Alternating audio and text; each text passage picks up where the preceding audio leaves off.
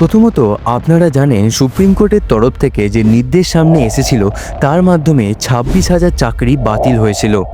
এবার মধ্যশিক্ষা পর্ষদের তরফ থেকে সুপ্রিম কোর্টে একটি আবেদন করা হয়। রাজ্যের শিক্ষা পরিস্থিতিকে মাথায় রেখে মধ্যশিক্ষা পর্ষদ সুপ্রিম কোর্টে একটি আবেদন করেছিল যে তাদের আরও সময় প্রয়োজন গোটা নিয়োগ প্রক্রিয়া সম্পন্ন করার জন্য, পরীক্ষা নেবার জন্য। এবং এই যে মাঝখানের সময়টা, সেই সময়টাতে যেন এখনও পর্যন্ত যাদের নাম অযোগ্যের তালিকায় নেই, অর্থাৎ এখনও পর্যন্ত যারা যোগ্য বলে মনে করা হচ্ছে সেই শিক্ষক শিক্ষিকারা যেন স্কুলে যেতে পারেন, তাদের চাকরিটা যেন বহাল থাকে।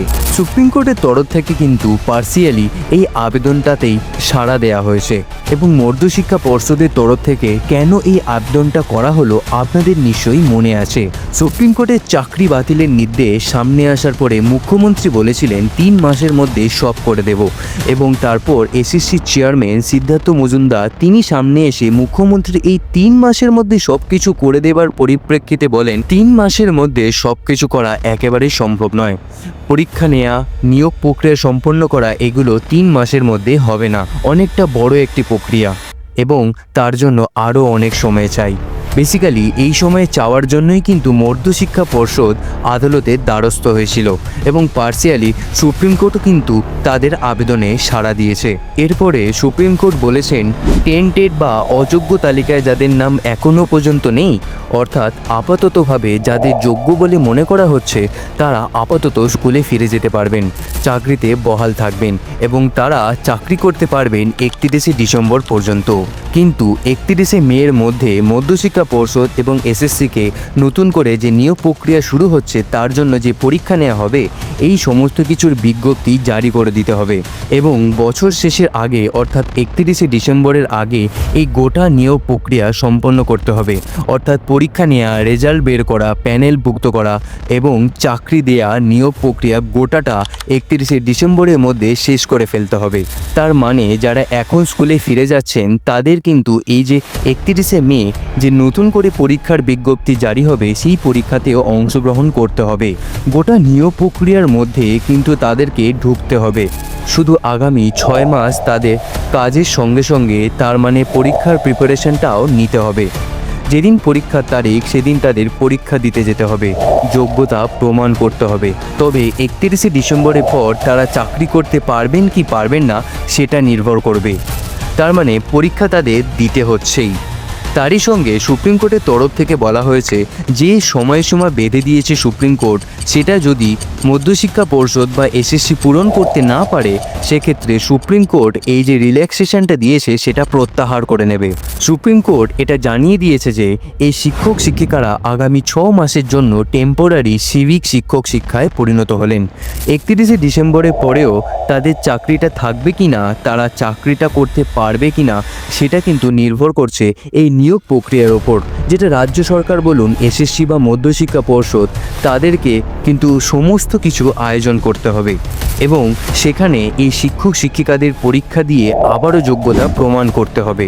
এবার আপনি বলতে পারেন যে ঠিক আছে, ডিসেম্বর মাস পর্যন্ত এরা অন্তত বেতনটা তো পাবে, সেটা তো একটা পজিটিভ বিষয় নিশ্চয়ই। কিন্তু কারা বেতনটা পাবেন, কারা স্কুলে যেতে পারবেন এবং কাদের সেই বেতনটা ফেরত দিতে হবে সেটা কিন্তু এখনও পর্যন্ত স্পষ্ট করে সামনে রাখা হয়নি। সুপ্রিম কোর্টের তরফ থেকে জানানো হয়েছিল যে সুপ্রিম কোর্টে এসএসসির তরফ থেকে একটি অযোগ্য তালিকা জমা দেওয়া হয়েছিল। সেখানে নবম, দশম, একাদশ, দ্বাদশ, গ্রুপ সি, গ্রুপ ডি সব মিলিয়ে মোটামুটি 6,000-এর কিছু বেশি নাম ছিল। তাদের চাকরি তো বাতিল হচ্ছে এবং তাদেরকে বলা হয়েছিল একেবারে চিহ্নিত অযোগ্য, এরা একেবারে টেন্ডেড। কিন্তু সুপ্রিম কোর্টের তরফ থেকে কথাও বলা হয় যে এই অযোগ্য তালিকা চূড়ান্ত নাও হতে পারে, কারণ এসএসসিকে বারবার যখনই জিজ্ঞাসা করা হয়েছে যে এই 6,000 নাম বাদ দিয়ে বাকি 19,000 কি একেবারে যোগ্য, সেই উত্তর এসএসসি কখনোই দিতে পারেনি। বরং এসএসসি বলেছে যে না, আমরা এটা নিশ্চিত করে বলতে পারবো না যে ওই 19,000-এর মধ্যে সবাই যোগ্য। যাই হোক, তারপরেও সুপ্রিম কোর্টের তরফ থেকে এই নির্দেশটা দেয়া হয়েছে যে আপাতত ওই অযোগ্য তালিকায় যাদের নাম রয়েছে, অর্থাৎ যারা একদম চিহ্নিতভাবে অযোগ্য, তাদেরকে কিন্তু ওই বেতন ফেরত দেওয়ার কথা বলা হয়েছে।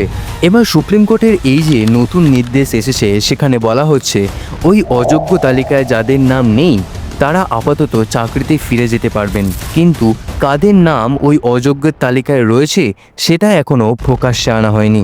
এবার এসএসসি এটা প্রকাশ্যে আনতে পারে তার দুটো পদ্ধতি রয়েছে। এক হচ্ছে এসএসসি ওয়েবসাইটে এটা পুরোপুরি পাবলিশ করে দিতে পারে যে অযোগ্য তালিকায় কাদের কাদের নাম রয়েছে। আরেকটা হতে পারে অযোগ্য তালিকায় যাদের নাম রয়েছে ইন্ডিভিজুয়ালি প্রত্যেককে এসএসসি নোটিফাই করে চিঠি পাঠিয়ে যে আপনার নাম অযোগ্য তালিকায় রয়েছে এবং আপনাকে বেতন ফেরত দিতে হবে। তার মানে এক হতে পারে যেটা ব্রাত্য বসু বলেছেন যে আইনি পরামর্শ নিয়ে যদি একটা পজিটিভ গো অ্যাহেড পাওয়া যায় তাহলে আমরা এসএসসির ওয়েবসাইটে ওই যোগ্য অযোগ্য তালিকাটা পাবলিশ করে দেব। কিন্তু এসএসসির নিজের তালিকা নয়, এই তদন্ত চলাকালীন সিবিআই যে তালিকা বের করেছে যেটা আদালতে জমা দিয়েছে সেই তালিকার কথা বলা হচ্ছে, যেটা এখনও পর্যন্ত ব্রাত্য বসু বলেছেন সেভাবেই 21শে এপ্রিল সোমবার এই তালিকা প্রকাশ করা হবে। সেইভাবে জানানো হতে পারে। অথবা আরেকটা পদ্ধতি সেটা হচ্ছে ওই অযোগ্যদের প্রত্যেককে কানে কানে এসএসসি বলবে যে দেখো তোমার নামটা অযোগ্য তালিকায় তো ঢুকেই পড়েছে, প্রমাণ তো হয়ে গেছে, তাহলে বাবু তুমি কাল থেকে আর স্কুলে এসো না, তুমি মাইনে টাইনেও আর পাবে না। এবং এরপর বেতন ফেরত নেওয়ার ব্যাপারটা আবার কিভাবে করা হবে সেটাও দেখার বিষয়। এবং তারই সঙ্গে এখানে সুপ্রিম কোর্টের তরফ থেকে যে রায় সামনে এসেছে তার আরেকটা দিক রয়েছে। শিক্ষক শিক্ষিকাদের আপাতত যারা অযোগ্য তালিকায় নেই তাদের স্কুলে ফিরতে বলার কথা হলেও এই মুহূর্তে গ্রুপ সি গ্রুপ ডি যারা অশিক্ষক কর্মচারী তাদের নিয়ে কিন্তু কোনো রকম নির্দেশ সুপ্রিম কোর্টের তরফ থেকে দেয়া হয়নি। অর্থাৎ সুপ্রিম কোর্টের তরফ থেকে এই মর্মে গ্রুপ সি গ্রুপ ডির যে চাকরি বাতিল হয়েছিল তার ওপরে নতুন করে কোনো নির্দেশ আসেনি। অর্থাৎ তারা কিন্তু কাজে ফিরে যেতে পারবে না।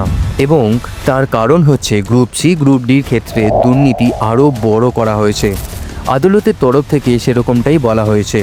এখানে কয়েকটা কথা পরিষ্কার করে দেওয়ার দরকার আছে। প্রথম কথা, মধ্যশিক্ষা পর্ষদের তরফ থেকে আবেদন করা হয়েছিল, সেই আবেদনে আদালত কিছুটা হলেও সাড়া দিয়েছে এবং বিবেচনা করার পর এই যে আপাতত নির্দেশ সামনে এসেছে, এরপর যদি রাজ্য সরকার আবার নতুন করে কোনো রিভিউ পিটিশন নিয়ে যায় তাহলে কিন্তু এটা আবার গন্ডগোল হয়ে যাওয়ার সম্ভাবনা রয়েছে। এবং তারই সঙ্গে বলে রাখি, ব্রাত্য বসু বলেছেন যে সামরিক স্বস্তি পাওয়া গেছে, এবারে আন্দোলন সীমিত হওয়া উচিত, কিন্তু বিরোধীরা হতে দিচ্ছে না। মানে এই তো 31শে ডিসেম্বর পর্যন্ত আপাতত সামরিক স্বস্তি, অতএব আপনারা আন্দোলন সব তুলে ফেলুন। কি আর করবেন আন্দোলন করে, এই তো সবটাই মিটে গেছে, সব ঝামেলা চলে গেছে। ব্যাপারটা হচ্ছে এখানে এবার নিশ্চয়ই বুঝতে পারছেন গোটা বিষয়টা শোনার পর যে সামরিক স্বস্তির চাকরিহারারা কেউ পাননি। যোগ্য চাকরিহারা যারা রয়েছেন তাদের জন্য সামরিক স্বস্তি আসেনি। সাময়িক স্বস্তি যদি কারোর এসে থাকে তাহলে সেটা মধ্যশিক্ষা পর্ষদ এবং তারপরে কিছু বেঁচে থাকলে সেটা রাজ্য সরকারের। যারা চাকরিতে ফিরবেন তারা চাকরিতে তো ফিরবেনই, তারই সঙ্গে তাদেরকে আবার পড়াশোনা করতে হবে। মানে তারা স্কুলে গিয়ে পড়াবেন, তারই সঙ্গে তাদের নিজেদেরও পড়তে বসতে হবে। কিন্তু যাদেরকে এই মুহূর্তে কাজটা করতে হবে, ফিরে যেতে হবে, পড়াতে হবে, তাদের নিজেদেরও প্রিপারেশন নিতে হবে, তারপরে গোটা নিয়োগ প্রক্রিয়া তাদের অংশগ্রহণও করতে হবে। অ্যাপ্লিকেশন করা, পরীক্ষা দিতে যাওয়া, তারপর ইন্টারভিউতে যাওয়া, সমস্ত কিছু তাদেরকে করতে হবে। কিছু তো আর করার নেই। কিন্তু এর মাঝখানে আবার কিছু প্রশ্ন উঠে আসছে। যারা এই গোটা বিষয়টার মধ্যে রয়েছেন তারাই কিন্তু এই প্রশ্ন করেছেন যে সবই তো হলো, সবই তো আমাদের করতে হবে যা করার, কিন্তু আবার যদি একটা দুর্নীতি হয় তখন আমরা কি করব? 2016 দুর্নীতি 2025-এ এতগুলো যুবক যুবতীকে একেবারে অনিশ্চিত ভবিষ্যতের সামনে দাঁড় করিয়ে দিয়েছে। 2025-এ এসে যদি আবার সেরকম কোনো দুর্নীতি হয় এই নিয়োগ প্রক্রিয়ায়, তখন তারা কোথায় যাবেন? একটা যুগ অন্ধকারের ভেতর ঢুকে গেছে, এরপর কিন্তু আরও একটা যুগ সম্পূর্ণভাবে অন্ধকার গহ্বরে ঢুকে যাবে। আজকের পর্ব এখানেই শেষ করছি। আপনাদের মতামত এই পর্ব সম্পর্কে অবশ্যই জানাবেন। পরের দিন দেখা হবে অন্য বিষয় নিয়ে। ভালো থাকবেন।